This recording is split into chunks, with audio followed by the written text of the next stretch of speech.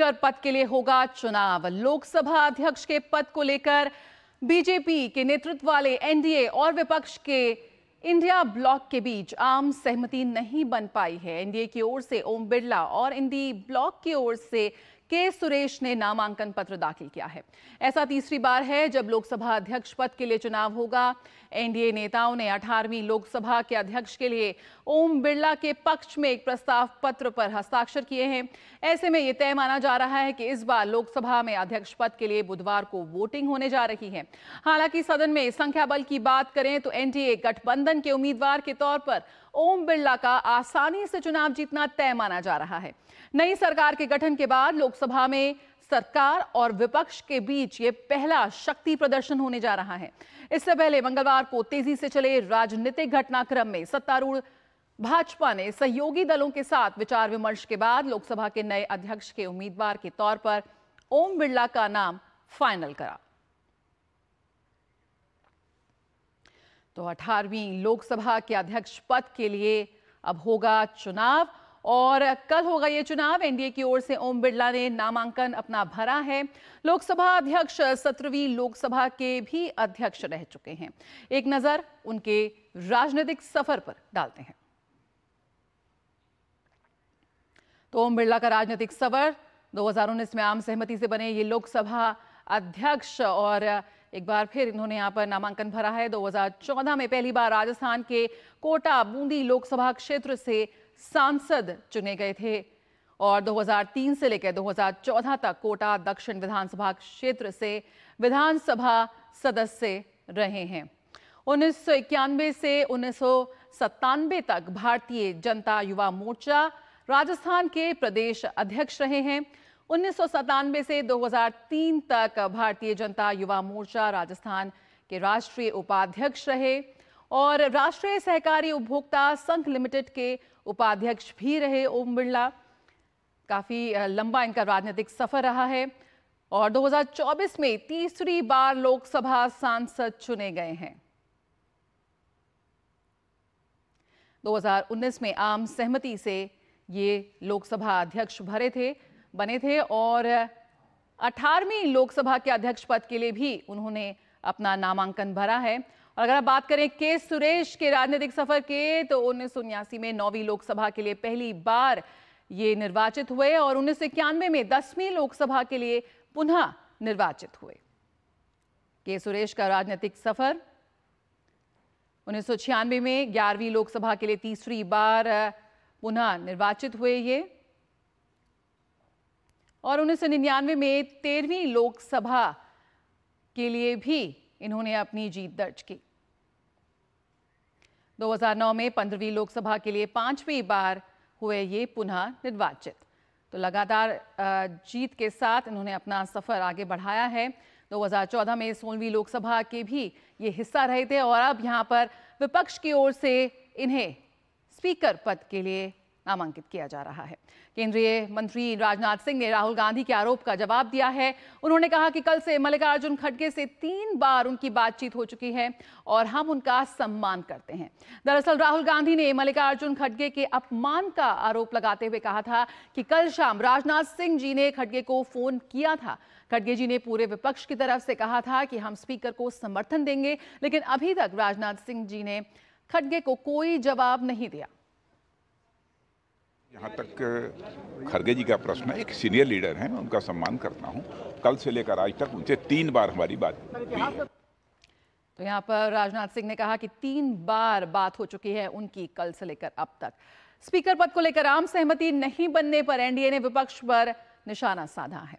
केंद्रीय मंत्री पीयूष गोयल ने विपक्ष पर सौदेबाजी का आरोप लगाया है। चिराग पासवान ने कहा कि स्पीकर पद पर एनडीए उम्मीदवार की जीत सुनिश्चित है।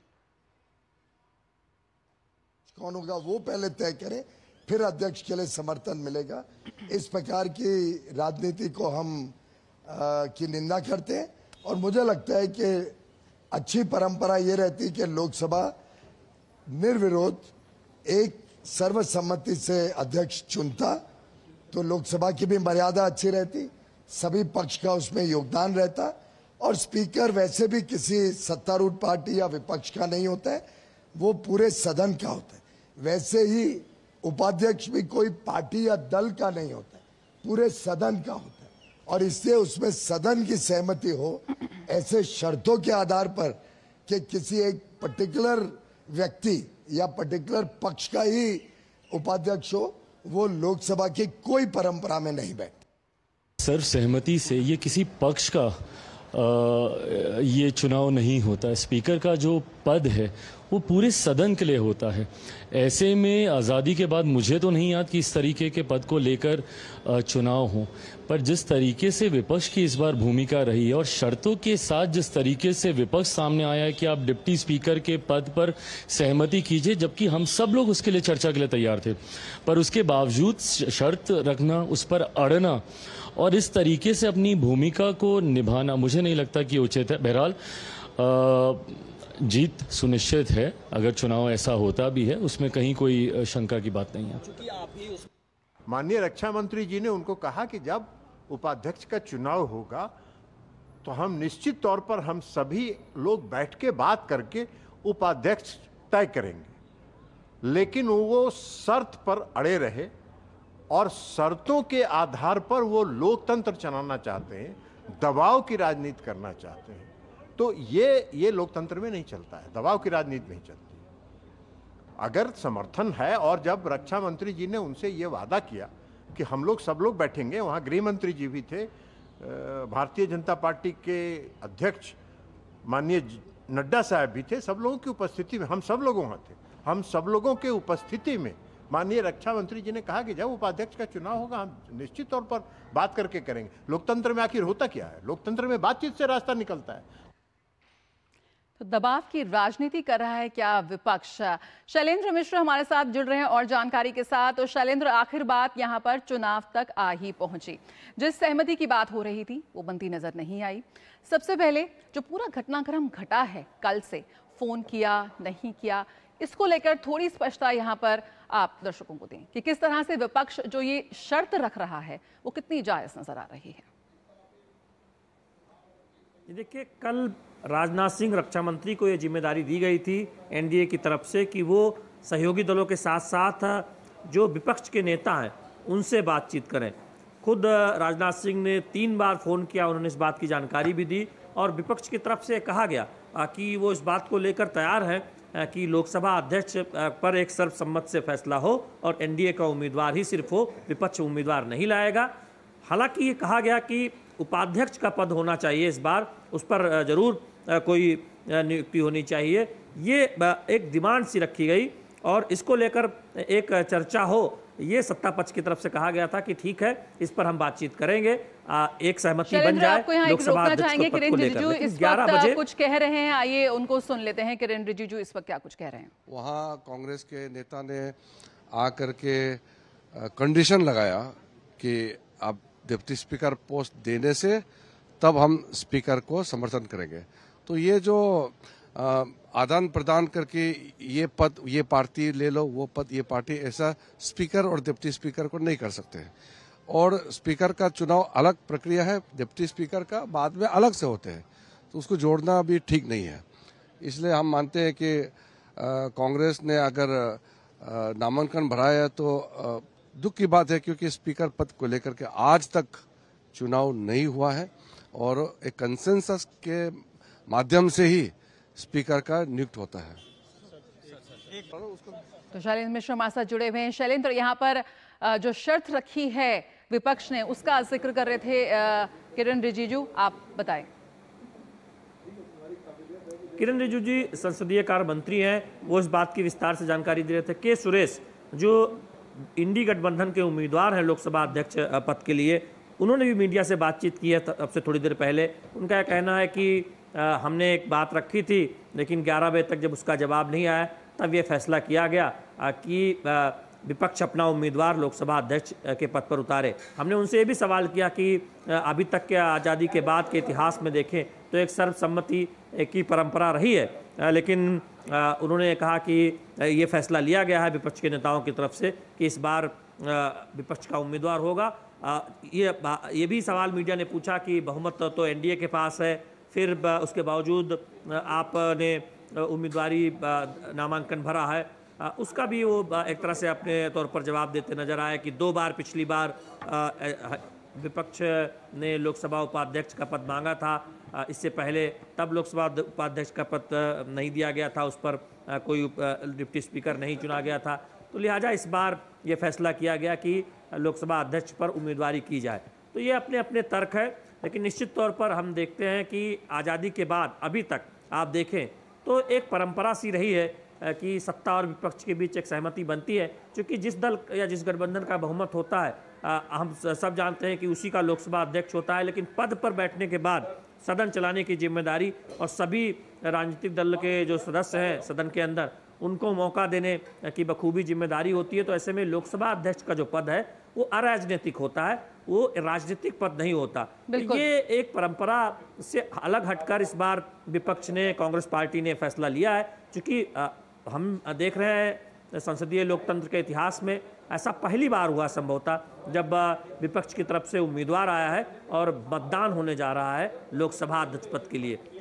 शैलेंद्र, यहाँ पर जब मतदान होने जा रहा है के सुरेश बनाम और ओम बिरला, तो यहाँ पर लोकसभा में जो गणित है उस पर भी बात कर लेते हैं, जिसका ज्ञान दोनों का है, पक्ष को भी विपक्ष को। ऐसे में क्या कुछ उम्मीद की जा रही है? देखिए, आप देखें, एक तरफ एनडीए और उनके सहयोगी दल है, दूसरी तरफ इंडी गठबंधन है। आप देखें कि इंडी गठबंधन में कुछ ऐसे दल भी हैं जो दरअसल पूरी तरह से इंडी के साथ नहीं है। टीएमसी ने पश्चिम बंगाल में कोई भी सीट कांग्रेस पार्टी को नहीं दी थी।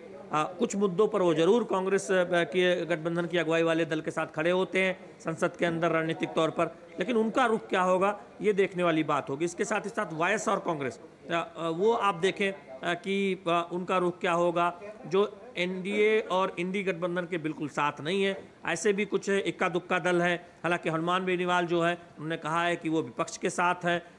जो बीजू जनता दल का जो एक सदस्य है वो किसके साथ होंगे।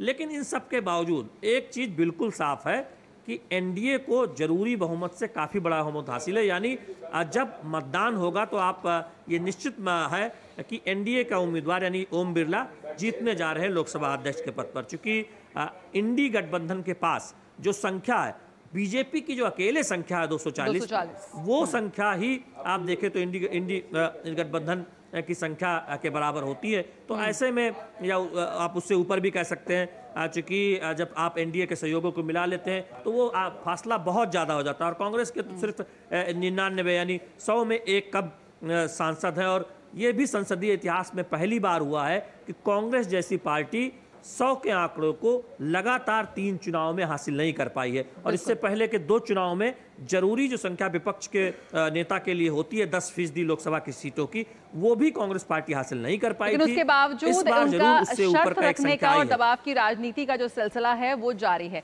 बहुत बहुत शुक्रिया शैलेंद्र, फिलहाल इस जानकारी के साथ जुड़ने के लिए। तो लगातार जब 18वीं लोकसभा के सत्र का आगाज हुआ था तभी प्रधानमंत्री ने साफ तौर पर कहा था कि जिम्मेदारी विपक्ष को यहाँ लेनी होगी, जनता यहाँ पर काम चाहती है, ड्रामा नहीं, नखरे नहीं।